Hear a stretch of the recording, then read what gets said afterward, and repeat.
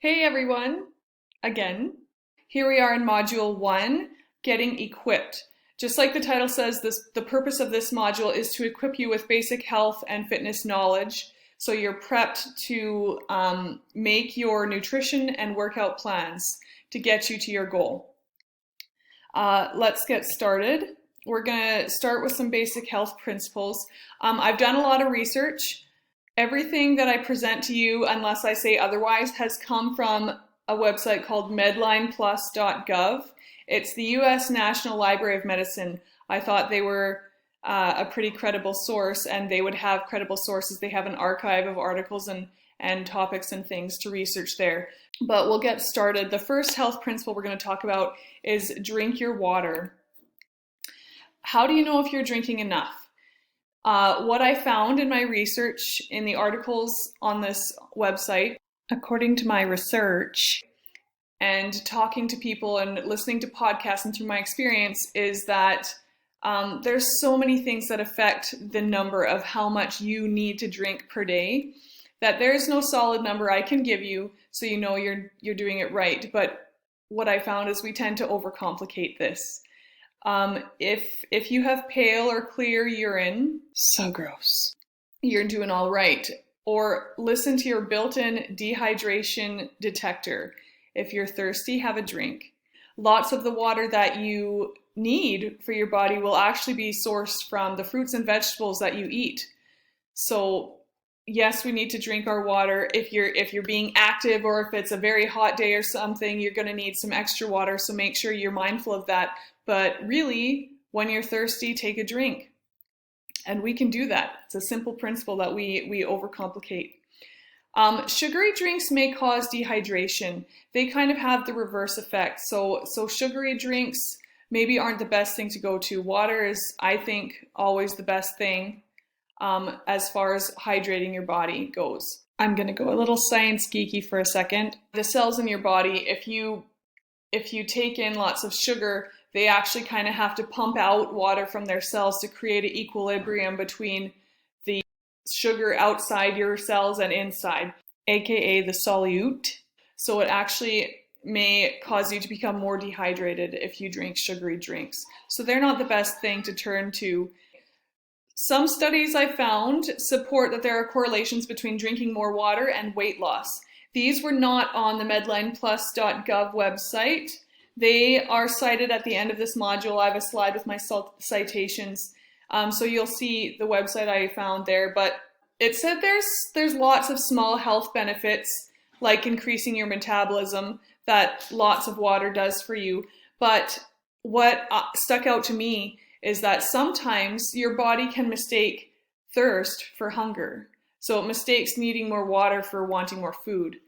So if you drink your water first, even when you feel hungry, then maybe that's what your body was asking for, is water. So the more water you drink, there is a correlation, according to some studies, that you might be more likely or more efficient at weight loss. Okay, artificial sweeteners, yay or nay? I read several articles, all on the US National Library of Medicine website that I talked about, and there was no proof one way or the other. So you'll have to decide what's best for you. For me, I'm going to err more on the side of caution. Things like aspartame and other artificial sweeteners, I don't know if they're so good for you, but there are some natural sweeteners that FDA recognized as generally safe. They were fruit juices and nectars. It was honey, molasses, and maple syrup. Those are some natural sweeteners you can use instead of sugar in your baking and things like that. But there was no proof one way or another about the artificial sweeteners. One extra thing I'm gonna throw in here. Later on in the course, we talk about tools to help us make the right decision in the moment. But one thing I did, I liked to have lemon in my water.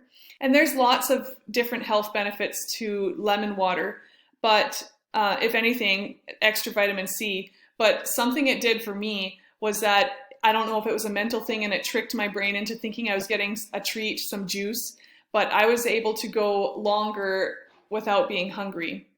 So I don't know if it works for you, but log that away as a little tool maybe you want to try. Moving forwards, let's continue talking. Another principle we need to talk about is to eat smart. Go figure, eh? We know that whole grain and whole wheat and stuff is better than white. We know to avoid the processed foods. We know a lot of sugar isn't good for us. There's the things we kind of already know. We know we need a lot of fruits and veggies. A good place to look for proper amount of servings you need to consume per day is your food guide, your national food guide. I think that calorie counting is a good way to go. We need at least 1,200 to 1,400 a day. What it said on the National Library of Medicine website was that losing more than a pound per week could be dangerous. And on top of that, it's not sustainable. What we want to do here is create small, healthy lifestyle changes that are sustainable that we can keep forever to maintain our healthy bodies. So that being said, avoid fasting and severe calorie cutting. I tried intermittent fasting, and it was like taking one step forward, two steps back for me. If I tried skipping breakfast to cut calories and then just continuing on from lunch as planned. But if I made it to lunch without totally cracking and eating cookies or something I wouldn't have eaten if I would have not been so hungry, then I binge ate and overate at lunchtime. So it was totally one step forward, two steps back for me. But it's not very healthy, and I found that on the website here. That's why I think fad diets don't work, and they can be unsafe and they're not sustainable, because the changes you make, you might lose a lot of weight and hit your goals, but you cannot maintain those changes you make. So as soon as you go back to your regular life, then you haven't really broken all of your bad habits. And as you start eating again, you might gain all the weight back. And I don't think fad diets work. You need sustainable, healthy changes. So I'm going to recommend to avoid fasting and don't be overly dramatic when you're cutting your calories as you're counting your calorie input. And it's good to count your calories because you need to create a caloric deficit in order to lose weight, which means you're burning more than you take in. Your output is greater than your input. I'm going to give you a tool here at the end of one of the slides for a TDEE calculator.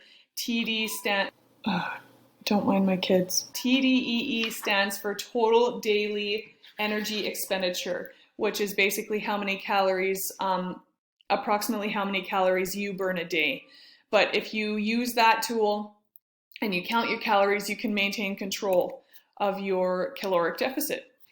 You might also be lucky enough to have an Apple Watch or a Fitbit or something, and they track your heart rate and your steps and things like that to try and determine your calorie output for you. They also have apps where you can input the food you're eating and how much you're eating, so they can help you compare your calorie intake versus your calorie output. You might be lucky enough to have one of those tools to use. Another good thing is to consume fiber. Foods with lots of fiber had lots of benefits. Fiber indirectly helps with weight loss. They provide bulk to your diet, as in you feel full faster, so you don't have to eat so much to get full. It says it slows the rate at which your stomach empties, so you'll feel full for longer. And those are some helpful tools when you're trying to cut your calorie intake. So things that are high in fiber are like fruits and vegetables, wheat bread, beans. They're filling without having so many calories. So consume fibers, those are good.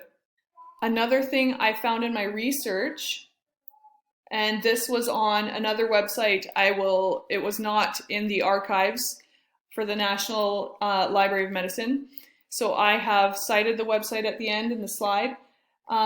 It says that 80% of what you eat needs to be the wholesome, balanced, nutrient-rich foods, and that leaves 20% for indulgences. So for example, if you're going to consume 1,500 calories a day, 1,200 need to be the wholesome, balanced, non-processed good choices, including whole grain. We don't need to avoid those fats and dairy. Our body needs those things. We can't cut them out completely. We're going to create those sustainable changes, right? And then that leaves 300 calories a day for your treat. Some quick maths for you. If you're going to stick to the 1,500 calories, that's just an example.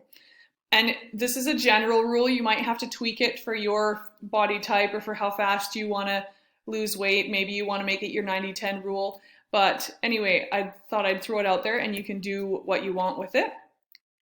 When you are lifting weights, something I've learned as per my formal education, I have my Bachelor of Ed and I major in phys ed. And as I have exposure to trainers when I was in college playing basketball, and they all really wanted us to pack in the protein when we were trying to build muscle. When you are lifting weights and expecting your muscles to develop and progress, you need to consume enough protein. Because what you're doing when you're lifting muscles, lifting weights, you're minutely tearing down your muscle fibers, you're breaking them apart, and then they will rebuild and regrow, but they will rebuild and regrow stronger and bigger. So make sure you have some extra protein. I purchased some whey protein powder. I put it in my fruit smoothies. There's lots of recipes for homemade protein bars and stuff that are delicious. I have them, my favorite one in the course later on. And you can add it to your yogurt. There's lots of ways you consume it. Lots of ways to eat the whey. But I bought it and it's really helped me to not be overly hungry and to feel like my muscles had what they needed.